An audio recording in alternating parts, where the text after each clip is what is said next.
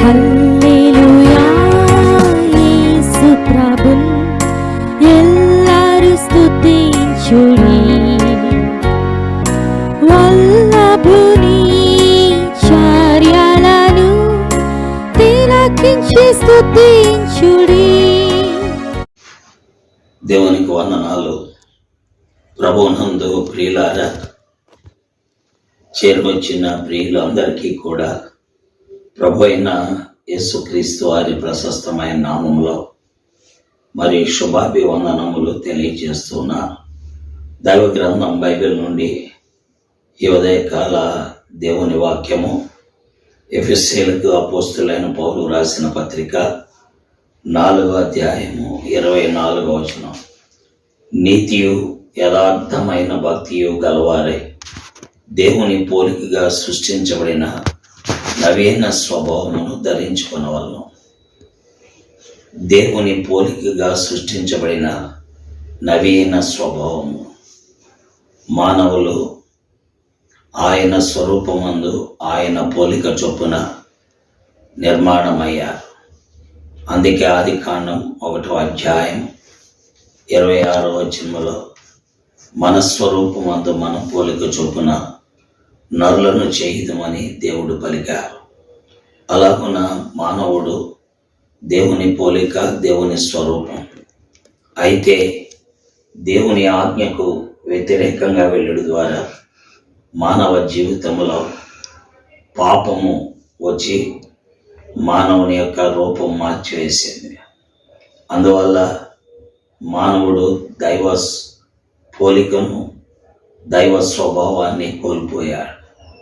ఇలాగున దేవుని ఆజ్ఞను అతిక్రమించడం ద్వారా మానవుడు ఆయన స్వరూపాన్ని, ఆయన పోలికను కోల్పోయి నష్టపోయాడు. తద్వారా మరి తన జీవితము కీడులోనికి వెళ్ళింది.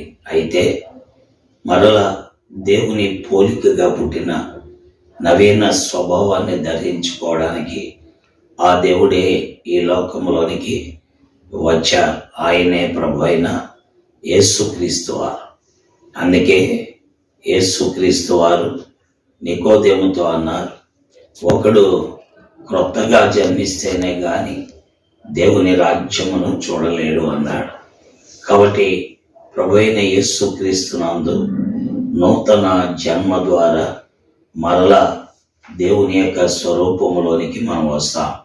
ఈ దేవుని స్వరూపం మనలో సంపూర్ణము కావాలి, ఆయన పోలిక మనలో సంపూర్ణము కావాలి అంటే అనుదినము ఆయన కుమారుడైన యేసుక్రీస్తు ప్రభువారితోటి మనము సహవాసము చేయాలి. ఆయనతో సహవాసము చేయడం ద్వారా అనుదినము ఆయనతో సహవాస బాంధవ్యాన్ని కలిగి ఉండడం ద్వారా మనము నవీన స్వభావమును ధరించుకుంటాం.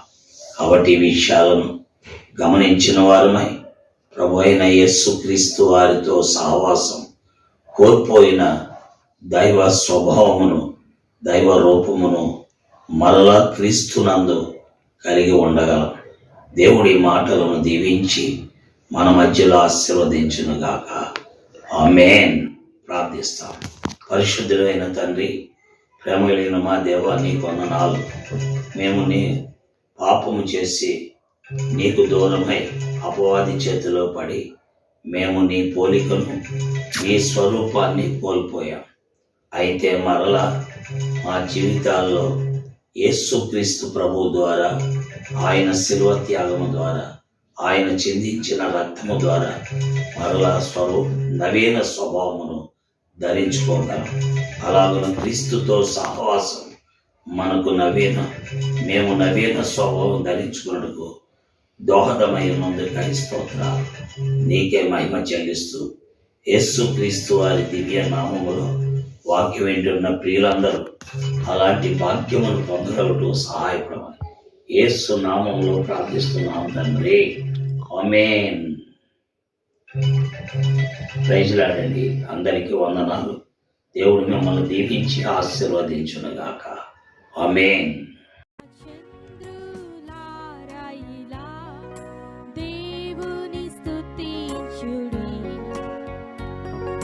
హృదయమును వెలిగించిన యేసుని స్తుతి